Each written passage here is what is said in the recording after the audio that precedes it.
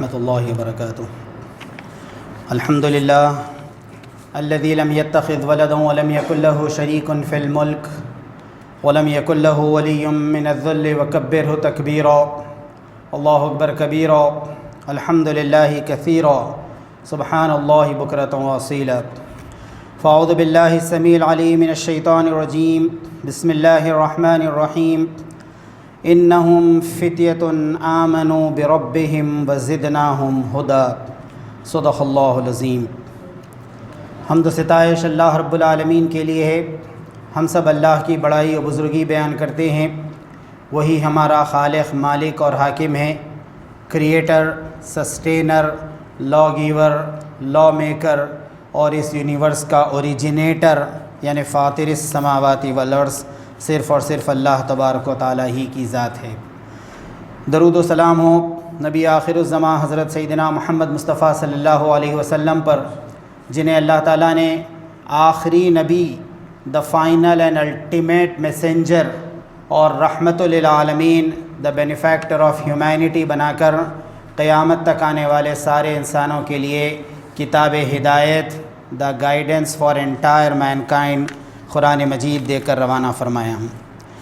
سامعین محترم، بعض احادیث میں یہ بات آتی ہے کہ جمعہ کے دن سورۃ الکہف کی تلاوت کرنا یہ فضیلت کا باعث ہے اور اس کا اجر اور ثواب بیان کیا گیا ہے۔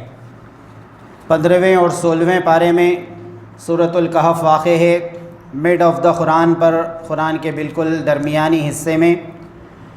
اور بعض روایات میں یہ بات بھی آتی ہے کہ اہل کتاب یعنی یہودی اور عیسائی، جیوس اور کرسچنز، یہ نبی کریم صلی اللہ علیہ وسلم سے مختلف قسم کے سوالات خود آ کر کرتے تھے، یا مکے کے قریش اور مکے کے چند نوجوانوں کو اکساتے تھے، موٹیویٹ کرتے تھے کہ وہ نبی کریم صلی اللہ علیہ وسلم کے پاس جائیں اور یہ سوال پوچھیں، تاکہ وہ معلوم کریں کہ یہ سارے سوالات کے جوابات نبی کریم صلی اللہ علیہ وسلم اللہ تبارک و تعالیٰ کے حکم سے اور وہاں سے آنے والی وحی یا ریویلیشن آف گاڈ کے ذریعے سے ہمیں دیتے ہیں یا نہیں دیتے ہیں۔ یہ مقصد کے تحت وہ سوالات کیا کرتے تھے۔ چنانچہ ایک موقع پر انہوں نے 3 کوسچنز کیے ایٹ اے ٹائم۔ پہلا سوال یہ کیا کہ اصحاب کہف، دا کمپینینس آف کیف، یہ کون لوگ تھے اور ان کا کیا معاملہ تھا۔ دوسرا کوسچن انہوں نے یہ کیا کہ حضرت خضر یہ کون تھے، ان کا کیا معاملہ تھا اور ان کی تاریخ، ان کی ہسٹری کیا ہے۔ اور تیسرا کوسچن انہوں نے یہ کیا کہ ذوالقرنین جو ایک بڑے بادشاہ گزرے ہیں، ان کی زندگی کے واقعات کیا تھے اور انہوں نے کیا کارنامے انجام دیے۔ یہ 3 سوالات نبی کریم صلی اللہ علیہ وسلم کی خدمت میں پیش کیے گئے۔ اس کے جواب میں سورۃ الکہف نازل ہوئی اور بہت تفصیل کے ساتھ ان 3 سوالات کے جوابات پیش کیے گئے۔ تو پہلا سوال ان کا اصحاب کہف کے بارے میں تھا۔ انشاءاللہ 3 جمعوں تک کنٹینیوسلی آپ کے سامنے یہ تینوں کوسچنز یا تینوں واقعات جو اس سورہ کہف میں بیان کیے گئے ہیں، ایک کے بعد دیگرے سیکوینس کے ساتھ بیان کیے جائیں گے۔ پہلا واقعہ اصحاب کہف کا ہے۔ کہف کے معنی غار یا کیف کے ہیں، ہندی میں اسے گپھا کے نام سے یا گفا کے نام سے جانا جاتا ہے۔ لوگوں نے سوال کیا تھا کہ اصحاب کہف کون تھے، کمپینینس آف کیف کون تھے، ان کا کیا معاملہ ہے۔ اللہ تبارک و تعالیٰ نے جواب میں ارشاد فرمایا کہ انہم فتیۃ آمنوا بربہم، وہ چند نوجوان تھے جو اپنے رب پر ایمان لائے تھے۔ فتیۃن کا لفظ استعمال ہوا، فتن کا لفظ استعمال ہوتا ہے عربی زبان میں نوجوانوں کے لیے۔ انہم فتیۃ آمنوا بربہم، یہ چند نوجوان تھے جو اپنے رب پر ایمان لائے تھے۔ وزدناہم ھدی، اور اللہ تبارک و تعالیٰ نے ہدایت میں ترقی عطا کی تھی، افزونی عطا کی تھی، گائیڈنس اور ہدایت میں امپرومنٹ انہیں عطا کیا تھا۔ اللہ تعالیٰ کی طرف سے نور اور رحمت ان کے دلوں پر نازل کی گئی تھی۔ یہ جو اصحاب کہف تھے، غار والے نوجوان تھے، ان کا واقعہ اس سورہ کہف کے ابتدائی چند رکوع میں بیان کیا اللہ تبارک و تعالیٰ نے۔ ہسٹری کی کتابوں کے مطالعے سے بات معلوم ہوتی ہے کہ یہ جو نوجوان تھے ان کا تعلق ایک شہر سے تھا اور ہسٹری میں اسے ایفیسس یا شہر افسوس کے نام سے جانا جاتا ہے، اور یہ ایشیائے کوچک جسے فار ایسٹ ایشیا یا ایشیا مائنر کہا جاتا ہے اس کے بندرگاہ پر پورٹ پر واقع ایک شہر تھا۔ اور جس زمانے کا یہ واقعہ قرآن مجید نے بیان کیا اس زمانے میں وہاں پر رومی بادشاہ قیصر، جس کا اصل نام ڈیشیس یا ڈیسوس بیان کیا جاتا ہے، وہ حکومت کر رہا تھا۔ اس کا جو اقتدار کا پیریڈ ہے وہ 249 سے 251 تک صرف 2 سال کا پیریڈ ہے، لیکن یہ حضرت عیسیٰ علیہ السلام کی دعوت پر ایمان رکھنے والوں پر ظلم و ستم کے لیے بہت بدنام بادشاہ ہے ہسٹری کے اندر، تاریخ کے اندر۔ اسے جب بھی اس بات کی اطلاع ملتی کہ کوئی لوگ حضرت عیسیٰ علیہ السلام کی دعوت پر ایمان لائے ہیں یا توحید کے ماننے والے ہو گئے ہیں، بادشاہ کے آگے رکوع اور سجدہ کرنے سے انکار کر رہے ہیں، تو یہ ان کی جان کے در پہ ہو جاتا، انہیں ختم کرنے کی کوشش کرتا۔ اس نے عیسائی مذہب ماننے والوں پر بڑے ظلم ڈھائے ہیں۔ چند نوجوان جو اس شہر ایفیسس سے تعلق رکھتے تھے انہیں حضرت عیسیٰ علیہ السلام کا میسیج پہنچا، دعوت پہنچی کہ خدا ایک ہے، اسی کی عبادت ہونی چاہیے، اور انسان اپنے ہاتھوں سے بنائے ہوئے بتوں کی، مجسموں کی اور جھوٹے معبودوں کی عبادت نہ کریں۔ ان نوجوانوں نے اس بات کو تسلیم کیا، ایکسیپٹ کیا، ایمان لائے اور ان کا شمار اہل ایمان کے اندر ہونے لگا۔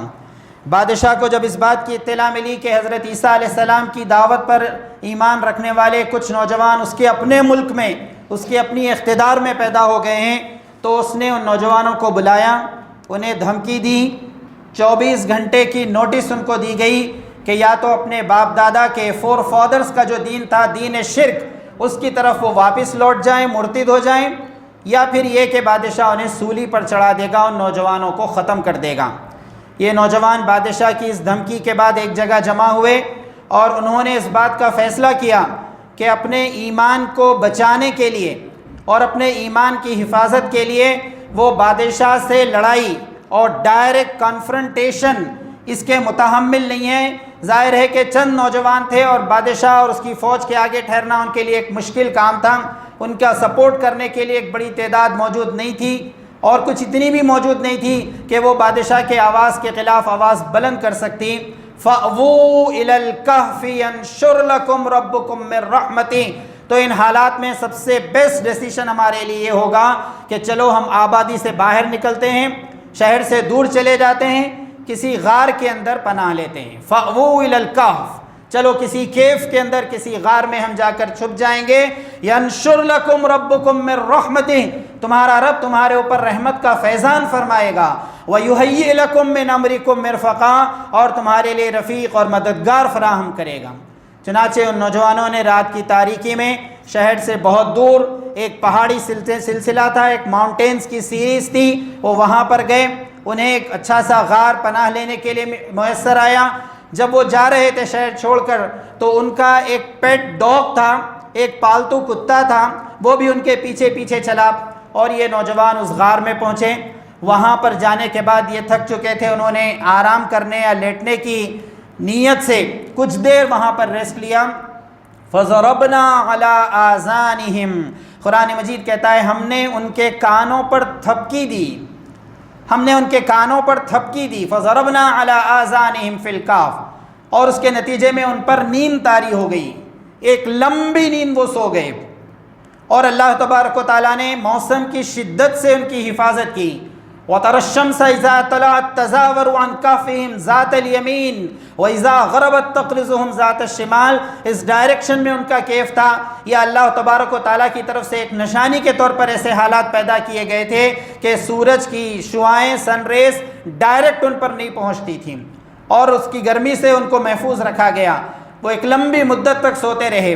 اگر کوئی بھولا بسرا آدمی راستہ بھٹک کر ان پہاڑوں کی طرف چلا جاتا تو قرآن مجید کہتا ہے کہ غار کے اندر چند نوجوان سوئے پڑے ہیں اور وہ کروٹ لے رہے ہیں، زندہ تھے، وہ موت ان پر طاری نہیں ہوئی تھی، لمبی نیند اللہ تعالیٰ نے ان پر مسلط کی تھی، اور باہر ان کا ڈاگ پاؤں پھیلا کر بیٹھا ہوا یا اونگ رہا ہوتا تو رعب، قرآن مجید نے الفاظ استعمال کیے، رعب ایک رعب کی کیفیت، خوف کی کیفیت طاری ہوتی اور وہ آدمی وہاں سے خاموشی کے ساتھ نکل جاتا، ان کے معاملات میں وہ انوالو نہیں ہوتا۔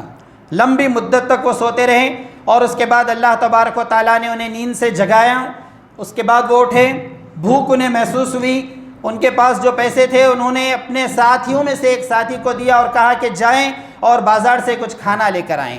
ایھا ازکا طعاماً، تم جاؤ اور ازکا طعام، پاکیزہ رزق، اچھا کھانا، پیوریفائڈ قسم کا فوڈ، ازکا کے الفاظ استعمال ہیں، اسی سے تزکیے کا لفظ بنتا ہے جو ایک خاص ٹرم ہے اسلام کا۔ ازکا طعاماً، بازار کو جائیں اور کھانے کے لیے کچھ لے کر آئیں۔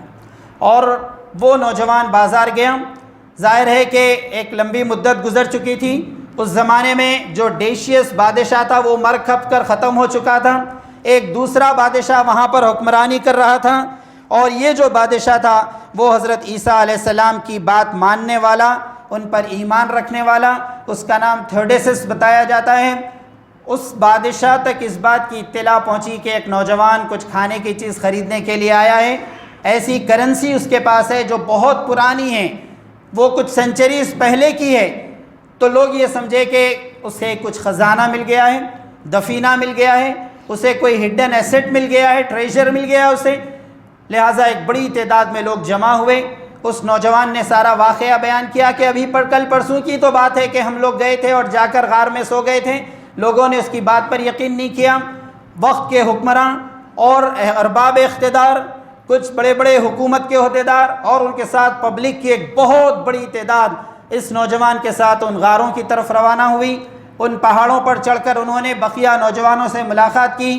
یہ نوجوان غار سے باہر آئے، انہوں نے بادشاہ کے ساتھ یا کچھ لوگ وہاں پر آئے تھے ان کو سلام کیا اور واپس جا کر پھر سے اس غار میں سو گئے، اور اس کے بعد اللہ تعالیٰ نے ان پر موت مسلط کر دی، وہ مر گئے، ڈیتھ ہو گئی ان کی۔ یہ پورا واقعہ سورۃ الکہف کے ابتدائی حصے میں اللہ تبارک و تعالیٰ نے بیان فرمائے۔ واقعہ بس اتنا ہی ہے کہ چند نوجوان تھے جو اپنے رب پر ایمان لائے تھے، اللہ تعالیٰ نے ہدایت میں ترقی عطا کی تھی، دل کو ایمان سے معمور کر دیا تھا، اور اس کے بعد انہوں نے اپنے ایمان کی حفاظت کے لیے ہجرت کی۔ اللہ تعالیٰ نے ایک لمبی نیند ان پر مسلط کر دی، اور اس کے بعد وہ اٹھے اور بادشاہ وقت یا اس کے ساتھ کے کچھ لوگ آئے تھے انہیں سلام کیا اور جا کر غار میں سو گئے، اور اس کے بعد ان پر موت طاری ہو گئی۔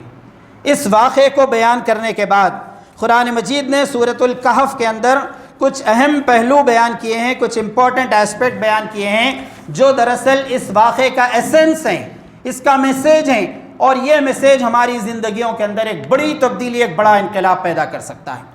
قرآن مجید سورہ کہف میں واقعہ بیان کرتے ہوئے یہ بات کہتا ہے کہ انہم فتیۃ آمنوا بربہم، یہ چند نوجوان تھے جو اپنے رب پر ایمان لائے تھے۔ اسی طرح ہم سورہ یونس کا مطالعہ کرتے ہیں تو وہاں حضرت موسیٰ علیہ السلام کا ذکر کرتے ہوئے اللہ تعالیٰ نے ارشاد فرمایا فما آمن لموسیٰ الا ذریۃ من قومہ علی قوم من فرعون وملئہم ان یفتنہم۔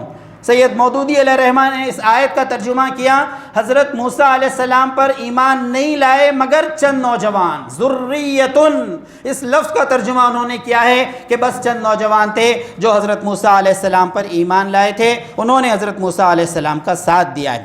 اور تفہیم القرآن میں سورہ کہف کی تفسیر میں یہ بات ملتی ہے کہ اسلامی ہسٹری کے اندر جب بھی پیغمبروں نے، پروفٹس اور میسنجر نے اسلام کا کام شروع کیا، دین کی دعوت پیش کرنا شروع کی، اسلام کا میسج لوگوں کے سامنے پیش کیا، تو بڑے بوڑھے اور ضعیف، مصلحت کوش اور زندگی گزارنے کے بوجھ سے حیران اور پریشان اور اس طرح کے لوگ آگے نہیں بڑھے ابتدا میں، بلکہ ہمیشہ بالکل انیشیل اسٹیج میں آگے بڑھ کر پیغمبر کی، نبی کی دعوت کو قبول کرنے والے ہر زمانے میں مسلمان رہے ہیں۔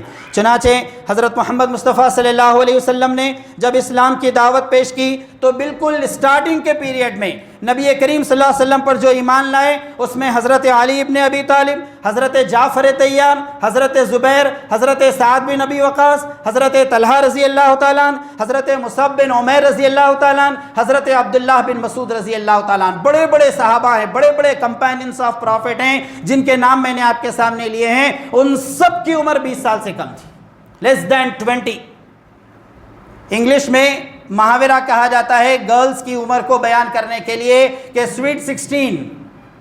یہ جتنے لوگ تھے یہ سب اپنے ٹین ایجرز، یہ پورے 20 سال سے کم، اور یہ آگے بڑھے اور نبی کریم صلی اللہ علیہ وسلم کی دعوت پر ایمان لائے تھے. اس کے بعد کچھ اور صحابہ تھے جس میں حضرت عبد الرحمن بن عوف رضی اللہ تعالیٰ عنہ، حضرت صہیب رومی رضی اللہ تعالیٰ عنہ، حضرت بلال حبشی رضی اللہ تعالیٰ عنہ. ان کا جو ایج گروپ تھا وہ 20 اور 30 کے بیچ میں تھا.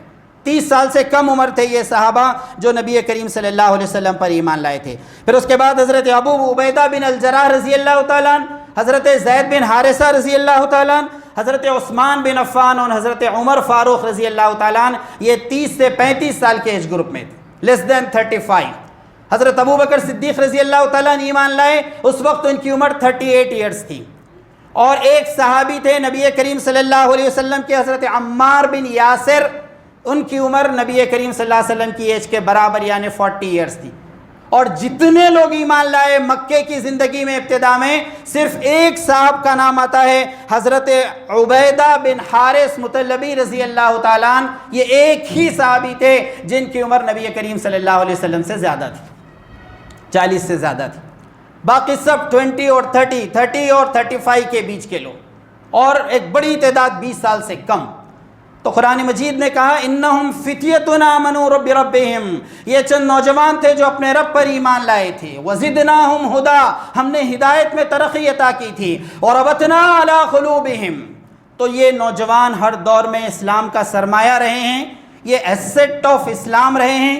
اسلام کی خدمت اور سروس میں نوجوانوں کا ہمیشہ بڑا رول رہا ہے. اور آج بھی اگر امت کے نوجوان بیدار ہوں، وہ باشعور ہو جائیں، وہ سمجھدار ہو جائیں، ان کی زندگیوں میں تبدیلی آئے، زندگی بامقصد ہو جائے، وہ اپنی زندگی کا ایم اور گول اور پرپس کو متعین اور ڈیسائیڈ کریں، تو وہ اسلام کی بہترین خدمت کر سکتے ہیں. اور اس وقت مسلمان جو پوری دنیا میں بہت خراب حالات کا شکار ہیں، ان حالات کو اگر بدلنا ہے اور بہتر حالات کی طرف ہمیں جانا ہے تو امت کی نئی نسل کو، نیو جنریشن کو، اس کے اپنے قلوب سے، ان کے دلوں سے ان کے اندر تبدیلی لانا ہوگا. اور اسی کے ذریعے سے ہم دنیا میں تبدیلی پیدا کر سکتے ہیں اور خود اپنے حالات کو بہتر بنا سکتے ہیں. یہ پہلا اسپیکٹ ہے جو سورۃ الکہف میں بیان کیا گیا. دوسری بات اللہ تبارک و تعالیٰ نے بیان کی، وَرَبَطْنَا عَلَىٰ قُلُوبِهِمْ، ہم نے ان کے دلوں کو مضبوط کر دیا. دلوں کو مضبوط. ایمان لانے کے بعد انسان کے دل کا معاملہ بہت خاص ہو جاتا ہے. ایمان کے معنی ہیں جاننا اور ماننا، اور اس کے دو تقاضے ہیں. ایک ہے اقرار باللسان، زبان سے آدمی اقرار کرے، اعلان کرے، ڈیکلیریشن دے کہ میں مسلمان ہوں. صرف دل میں مسلمان بن کر بیٹھنے سے اس کا ایمان قابل قبول نہیں ہوگا. اقرار باللسان. اور دوسرا اس کا اسپیکٹ ہے تصدیق بالقلب، کہ انسان کا دل مانے، اقرار کرے کہ میں مومن ہوں، میں مسلمان ہوں، اللہ پر ایمان رکھنے والا. زبان سے ڈیکلیریشن، اورل ڈیکلیریشن، اور اس کے بعد دل سے تصدیق اور کنفرمیشن. یہ ایمان کے دو اسپیکٹ ہیں. قرآن مجید نے سورہ قصص میں حضرت موسیٰ علیہ السلام کا واقعہ بیان کیا کہ جب فرعون نے حکم دیا تھا کہ بیٹیوں کو زندہ رکھا جائے اور بیٹوں کو قتل کر دیا جائے، ٹھیک وہی زمانے میں حضرت موسیٰ علیہ السلام پیدا ہوئے اور حکم دیا گیا حضرت موسیٰ علیہ السلام کی ماں کو کہ ایک چھوٹے سے باکس میں رکھ کر اپنے لخت جگر کو، اپنے جگر کے ٹکڑے کو پانی کے حوالے کر دیا جائے. تو ماں کے دل کی کیا حالت تھی قرآن مجید بیان کرتا ہے، وَأَصْبَحَ فُؤَادُ أُمِّ مُوسَىٰ فَارِغًا، موسیٰ کی ماں کا دل اڑا جا رہا تھا. سورہ قصص میں بہت پیارا نقشہ کھینچا اللہ تبارک و تعالیٰ نے. وَأَصْبَحَ فُؤَادُ أُمِّ مُوسَىٰ فَارِغًا، اپنے لال کو، اپنے جگر کو پانی کے حوالے کرتے ہوئے ان کی ماں کا دل اڑا جا رہا تھا. یہ ماں کے جذبات ہوتے ہیں. بیٹا کالج جاتا ہے، اسکول جاتا ہے، گھر سے باہر نکلتا ہے تو یہ ماں کے ایموشنز ہوتے ہیں جو نئی جنریشن کو سمجھنا ہے. اپنی جان کی، اپنی صحت کی، اپنی عمر کی، اپنی جوانی کی انہیں حفاظت کرنا ہے. منور رانا ایک بہت مشہور شاعر ہیں، انہوں نے اپنے کلام میں یہ بات لکھی ہے کہ یہ وہ قرض ہے جسے میں چکا ہی نہیں سکتا، یہ وہ قرض ہے جسے میں چکا ہی نہیں سکتا کہ جب تک میں گھر نہ لوٹوں میری ماں سجدے میں رہتی ہے. تو یہ ماں کے احسانات بڑے عظیم ہیں اور اس کی تاریخ بہت گریٹ ہے. حضرت موسیٰ علیہ السلام کی ماں کا ذکر کرتے ہوئے اللہ تعالیٰ نے وہی لفظ استعمال کیا جو اصحاب کہف کے لیے استعمال کیا تھا، ان کادت لتبدی بہ لولا اربتنا علی قلبہا، اگر ہم اس کے دل کو مضبوط نہیں کرتے تو پھر یہ ساری سچویشن نہیں ہوتی۔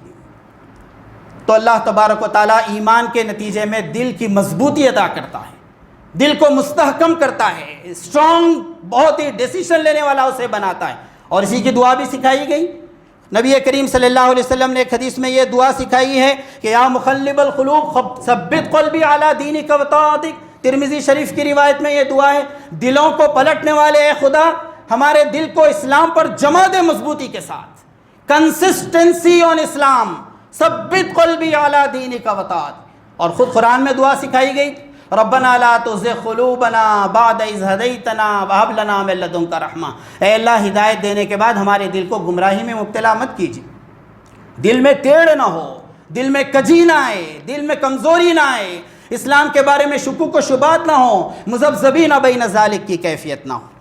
پھر آگے قرآن مجید نے اصحاب کہف کے واقعے میں بات بیان کی کہ ایمان لانے کے بعد خاموش بیٹھے ہی نہیں رہے، اذ قاموا، اٹھ کھڑے ہوئے، اعلان کیا ربنا رب السماوات والارض، ہمارا رب تو وہ ہے جو آسمانوں اور زمینوں کا معبود اور رب اور کریٹر ہے، لن ندعو من دونہ الہ، ہم اس کے علاوہ کسی کی عبادت نہیں کریں گے، لقد قلنا اذا شططا، اگر اللہ کو چھوڑ کر کسی اور کی عبادت کریں گے تو بڑی بیجا، بڑی غلط بات کہیں۔ توحید کا اعلان یہ امت مسلمہ کی ذمہ داری ہے، بلغ ما انزل الیک من ربک، پہنچا دو جو اللہ کی طرف سے کلام نازل ہوا، اسلام کا میسیج پوری دنیا کے سامنے پیش کرنا یہ ہم سب کی ذمہ داری ہے، سورہ کہف کا میسیج۔ آگے بات بیان کی گئی کہ جب وہ نوجوان لمبی نیند سے بیدار ہوئے، بہت لمبا سوئے، اور اس کے بعد اٹھے، اٹھ کر آپس میں کیا ڈائیلاگ ہوئے، وَكَذَلِكَ بَعَثْنَاهُمْ لِيَتَسَاءَلُوا بَيْنَهُمْ، بھائی ہم کتنے دن تک سوتے رہے؟ ایک دوسرے سے پوچھ رہے ہیں ہم کتنے دن تک سوتے رہے؟ ایسا دکھ رہا ہے کہ ذرا لمبا سو گئے۔ قال قائل منهم كم لبثتم، کتنے دن سوئے؟ قالوا لبثنا يوما او بعض يوم، ایک نوجوان نے کہا ایک دن سوئے ہوں گے یا اس سے کچھ کم۔ قالوا ربكم اعلم بما لبثتم، دوسرے نے کہا کتنے دن سوئے، اس سے کیا مطلب، اللہ کو معلوم ہے تم کتنے دن سوتے رہے۔ غیر ضروری بحث، میننگ لیس ڈسکشن، ایسی بحثیں، ایسی گفتگو جس کا کوئی رزلٹ نہ ہو، جس کا اپنے عمل سے کوئی تعلق نہ ہو، اسلام نے اس سے منع کیا ہے، اور سورہ کہف اس کی بہترین تربیت کرتا ہے۔ قرآن مجید نے مذاق اڑایا ہے ان لوگوں کا جو اصحاب کہف کے، کمپینینز آف کیف کے اس پورے واقعے سے نصیحت اور عبرت لینے کے بجائے اس بات پر بحث کرتے ہیں۔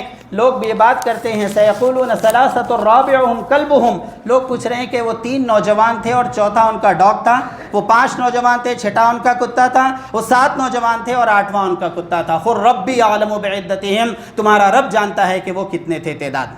قرآن مجید نے اس کو کنفرم کیا ہی نہیں اس بحث کو کہ وہ نوجوان کتنے، بڑی مشکل سے بات سمجھ میں آئی تو دوسری بحث میں پڑ گئے، اچھا کتنے تھے جانے دیجئے، چھوڑیے، اب اس بات پر ہم بحث کریں گے کہ وہ کتنے سال تک سوتے رہے۔ قرآن مجید نے اس کو بھی کنفرم نہیں کیا، وہ 200 سال، 300 سال، 309 سال، 310 سال، ہر قسم کی گفتگو ملتی ہے تفاسیر کے اندر۔ قرآن مجید نے قل اللہ اعلم بما لبثوا، تمہارا رب جانتا ہے کہ وہ کتنے سال سوتے رہے۔ تو نوجوان کتنے تھے، غار کون سا تھا، کتنے سال سوتے رہے، کون سے بادشاہ کی حکومت تھی، یہ سب نان امپورٹنٹ ٹاپکس۔ اہم بات یہ ہے کہ ایمان، ہجرت، دعوت، جد و جہد، اپنی عمر، اپنی جوانی کو اسلام کے لیے استعمال کرنا، دلوں کی مضبوطی، ایمان پر استقامت، یہ دراصل وہ میسیج ہے سورہ کہف ہمارے سامنے پیش کرتا ہے۔ آج کے نوجوانوں کو بھی چاہیے کہ وہ چھوٹی چھوٹی غیر ضروری بحثوں کے اندر فاتحہ دینا جائز ہے یا ناجائز ہے، تراویح کی رکعت 8 کہیں یا 20 رکعتیں ہیں، آمین زور سے کہنا ہے یا آہستہ کہنا ہے، یہ سب بحثوں کو وہ علماء کے لیے چھوڑ دیں، وہ دینی مدارس کے فارغین کے لیے چھوڑ دیں، اور ہم صرف ان عنوانات پر، ان ٹاپک پر بات کریں گے جس بارے میں کوئی اختلاف نہیں ہے، کوئی ڈیفرنس آف اوپینین نہیں ہے۔ آئیے محلے کے نوجوانوں کو نماز کی طرف بلانا ہے، کوئی ڈیفرنس آف اوپینین نہیں ہے۔ قرآن کا وہ ترجمے سے پڑھنا ہے، کوئی ڈیفرنس آف اوپینین نہیں ہے۔ اسلام کا میسیج ساری دنیا کو پہنچانا ہے، کوئی ڈیفرنس آف اوپینین نہیں ہے۔ ایسے مسئلوں پر، ایسی ٹاپکس پر ہم بات کریں گے جس کا ہمارے عمل سے تعلق ہو، اور بقیہ پوری بحثوں کو علماء کے لیے چھوڑ دیں گے۔ اللہ تعالیٰ ان باتوں پر غور کرنے اور عمل کرنے کی توفیق عطا فرما۔ رب اغفر وارحم وانت خیر الراحمین، والحمد للہ رب العالمین۔